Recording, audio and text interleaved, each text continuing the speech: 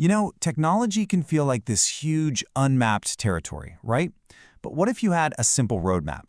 Today, we're going to break down 10 essential concepts that are the absolute foundation of our digital world. By the end of this, you'll have the map you need to start your own journey. So, let's dive in. So, have you ever just looked at the world of tech and thought, wow, I am completely lost? If so, you're definitely not alone. It's a super common feeling. For most people starting out, the big question is, where do you even begin? Well, that's exactly what we're going to tackle today. And we're going to do it with the right attitude. The source for this explainer puts it perfectly. Learning shouldn't feel like a chore. The whole idea is to build up that foundation, piece by piece, but in a way that's actually, fun. All right, so where do we start? We're going to go right back to the very beginning. We're starting with the fundamental building blocks of logic, how computers actually think and solve problems. I mean, this is the absolute core of, well, everything. Okay, first up, the algorithm. I know, that word can sound a little scary, but the idea behind it, it's super simple. Just think of it like a recipe. It's nothing more than a step-by-step guide for getting something done. It's literally the backbone of computer science. And this is just a perfect example. Making a cup of tea is an algorithm.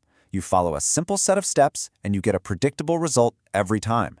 In the tech world, instead of making tea, these recipes are sorting data or finding information. But trust me, the basic idea is exactly the same. Okay, so if algorithms are our recipes, then data structures, well, they're the pantry where we keep all the ingredients. They're just different ways of organizing information, so our algorithms can find and use it really, really quickly. It's like having a well-organized digital filing cabinet. It's all about efficiency. So we've got our recipes and our pantry. Now let's see how these basics actually help us build things.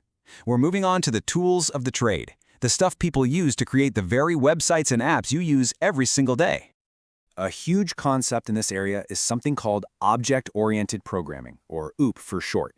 Basically, it's a super smart way to write code. Instead of writing one gigantic, messy list of instructions, OOP lets you bundle code into these neat little objects that you can reuse over and over again.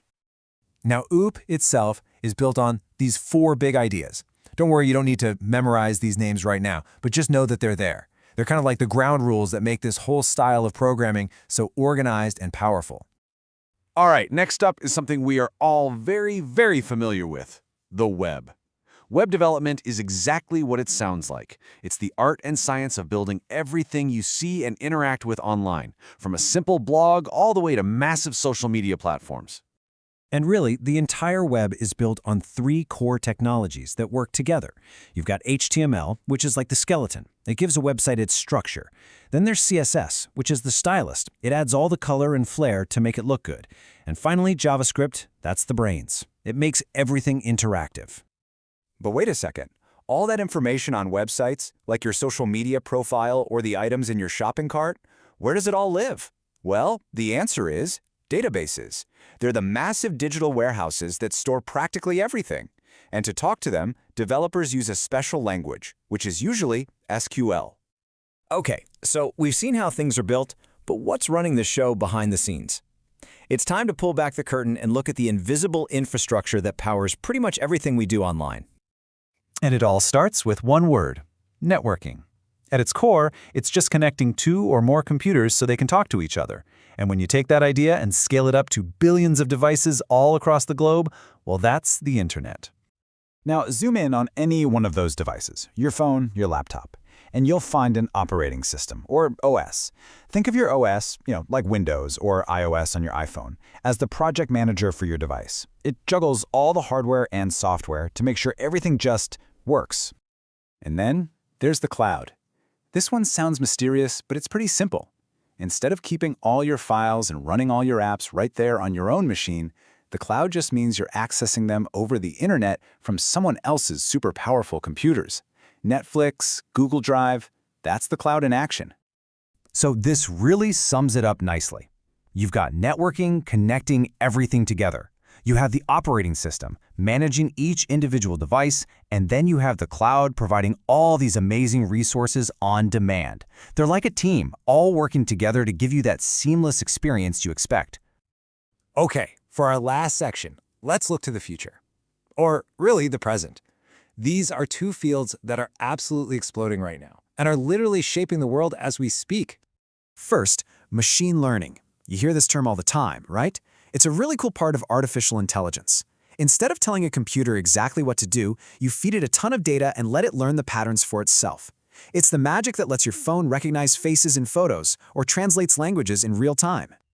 And of course, as more and more of our lives move online, protecting all that digital stuff becomes absolutely critical. And that's where cybersecurity comes in.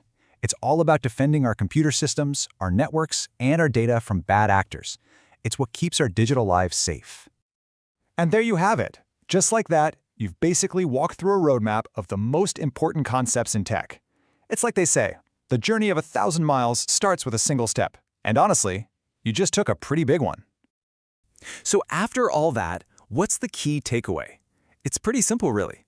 Don't get overwhelmed and try to learn everything at once. Start with these basics, build that solid foundation, and seriously, find a way to make it fun for you. Let your curiosity be your guide.